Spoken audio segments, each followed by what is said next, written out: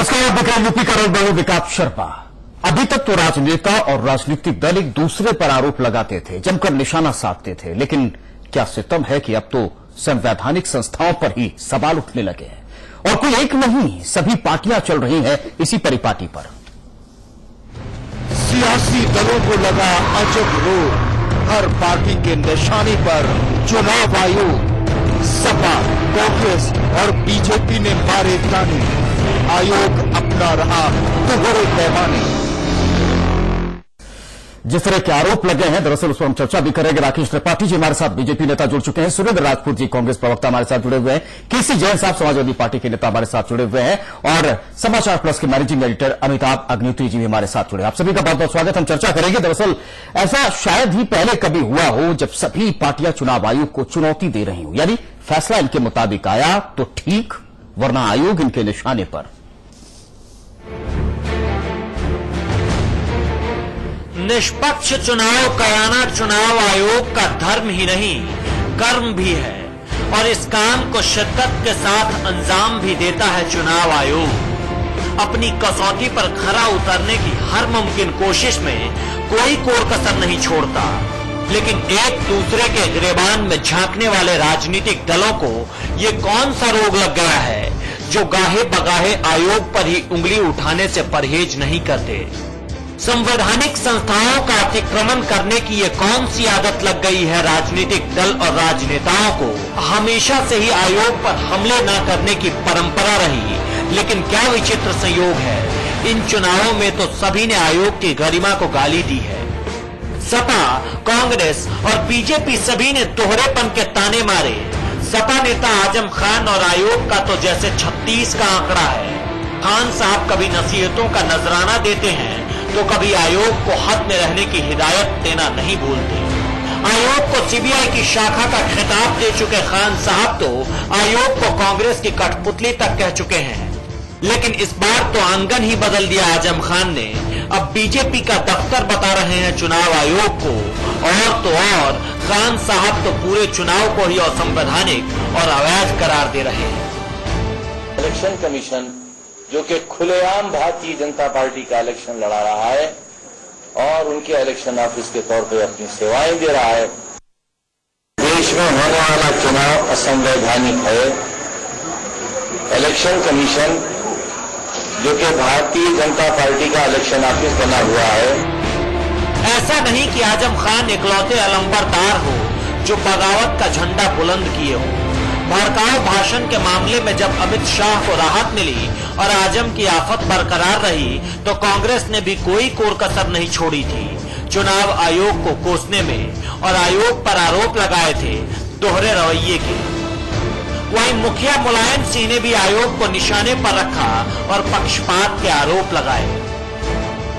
ये बचपना है या बचकानी हरकत, मनमानी नहीं कर पाते तो आयोग को ही निशाने पर ले आते हैं। चुनाव आयोग को चुनौती देने में बीजेपी तो और भी आगे रही है। अरुण जेटली से लेकर नरेंद्र मोदी तक सभी ने आयोग को निशाने पर लिया, कभी निष्पक्षता तो कभी विश्वास के बहाने। चुनाव अधिकारी की निष्पक्षता के संदर्भ में हमें अब केवल शक नहीं है, हमें विश्वास है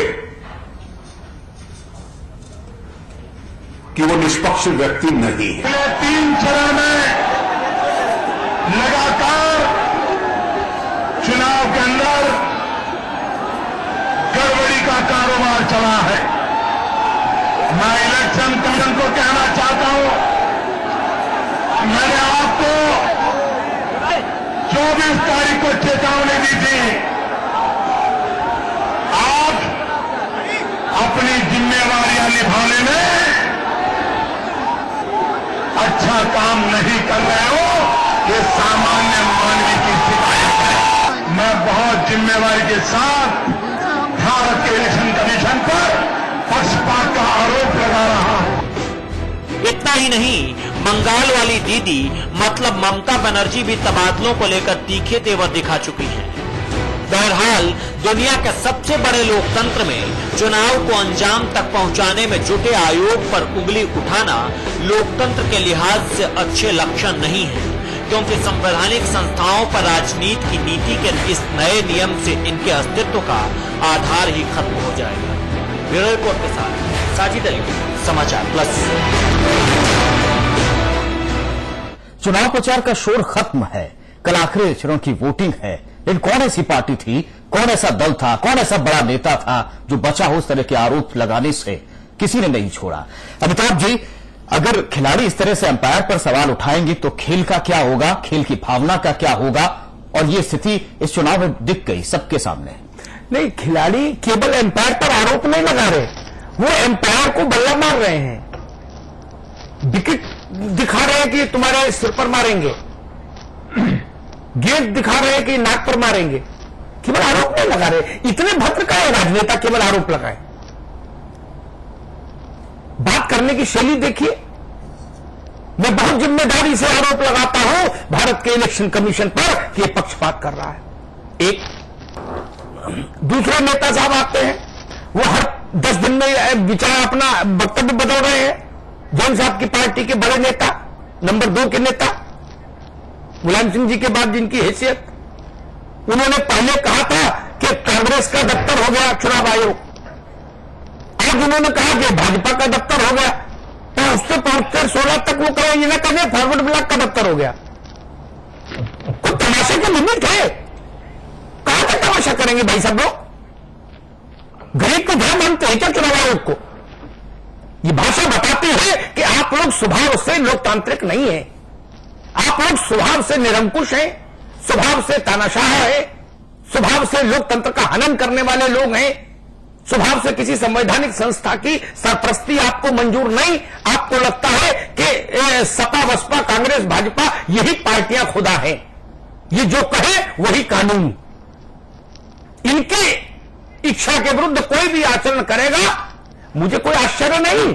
जिस दिशा में राजनीति जा रही है सुरेंद्र जी, कोई आश्चर्य नहीं। कल आप लोग सुप्रीम कोर्ट के जजों को भी चौराहे पर गाली दोगे, वो भी सुप्रीम कोर्ट की बिल्डिंग के ठीक बाहर, और कहोगे मुझे प्रधानी में 200 वोट मिले थे, मैं इस देश का प्रतिनिधि हूं, मेरी हैसियत क्या कम है चीफ जस्टिस से? कोई हैरानी नहीं।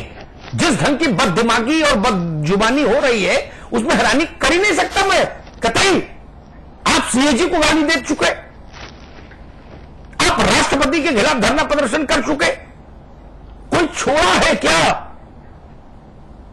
कोई छोड़ा है? नहीं। ये कैसा खेल है जिसमें अंपायर की मर्यादा को आपने सरेराह रुस्वा कर दिया? और सब पार्टियां उसमें शामिल हैं। आप सब लोग ये चाहते हो कि संपत साहब हमारी इच्छा से डिक्टेट हो। राहुल गांधी का अमित शाह को बुक करो तो तत्काल बुक होना चाहिए। राहुल गांधी को बुक करने की मांग भाजपा करे तो तत्काल राहुल गांधी बुक होने चाहिए। अगर बुक नहीं हुए तो भाजपा नाराज। आजम खान पर प्रतिबंध तत्काल हटना चाहिए, नहीं हटा तो सपा नाराज। वो आप लोगों का पपेट है क्या चुनाव आयोग? चुनाव आयोग किसी सपा, बसपा, भाजपा, कांग्रेस के लिए जिम्मेदार नहीं है। वो भारत के आवाम के प्रति जिम्मेदार है, भारत के संविधान के प्रति जिम्मेदार है। वो हमारे प्रति जिम्मेदार है कि वो हमको एक निष्पक्ष चुनाव करा के दे। पार्टियों के लिए जिम्मेदार नहीं है। आपको अच्छा लगे तो और खराब लगे तो। केसी जैन साहब, अगर समाजवादी पार्टी ये सोचती है कि उसके मन मुताबिक स्थिति नहीं है तो आप ये कह दोगे चुनाव असंवैधानिक है, चुनाव अवैध है? आप ये कह दोगे कि वो बीजेपी का दफ्तर है? आप ये कह दोगे वो कांग्रेस का दफ्तर है? जो कुछ मन में आए वो कहते चले जाएंगे। नहीं, मेरा सवाल यह है कि कम से कम दफ्तर तो एक बोलो। आपने बीजेपी, कांग्रेस दोनों का दफ्तर बता दिया, एक चुनाव आयोग दोनों का दफ्तर कैसे हो सकता? देखिए विकास जी कि जब आजम खान जी ने पहले सबसे टिप्पणी की थी तो आजम खान जी पे और अमित शाह जी पे दोनों पे चुनाव आयोग ने पाबंदी लगाई थी, और उसके बाद में अमित शाह पर से पाबंदी हट गई और माननीय आजम खान जी के ऊपर पाबंदी नहीं हट गई। उनको बोलने नहीं दिया गया, उनको किसी मंच पे जाने नहीं दिया गया। तो इस तरीके से उन्हें ये चीज लगी तो उन्होंने इस चीज पे टिप्पणी की।